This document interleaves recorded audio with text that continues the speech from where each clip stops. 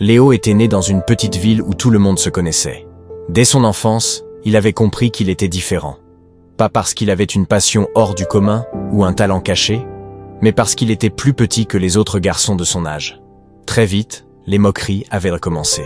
« Hé, Léo, tu veux un tabouret pour voir le tableau ? Fais attention à ne pas disparaître dans une flaque d'eau. » Chaque jour à l'école était un combat.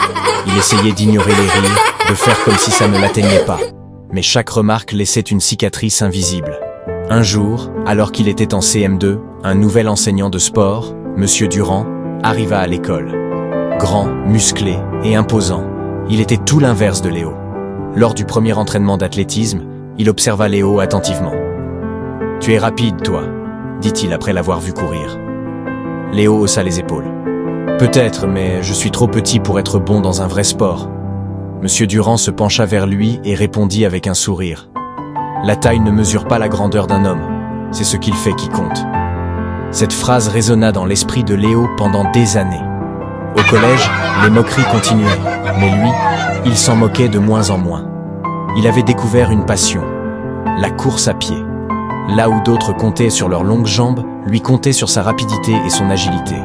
Il s'entraînait tous les jours, sous la pluie, sous le soleil, parfois même en cachette pour éviter les rires. Un jour, lors d'un championnat inter-école, il se retrouva face à des garçons bien plus grands que lui. Avant la course, l'un d'eux se moqua. « Alors, petit bonhomme, prêt à perdre ?» Mais Léo se contenta de sourire. Il se mit en position, le cœur battant, et quand le coup de départ retentit, il s'élança comme une flèche. Il ne voyait rien d'autre que la ligne d'arrivée. Il gagna. Ce fut la première victoire d'une longue série. Avec les années, il devint un athlète reconnu, mais surtout un exemple.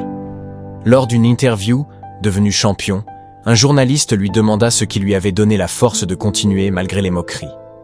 Léo sourit et répondit « Parce que j'ai compris une chose. Ceux qui se moquent regardent toujours derrière eux.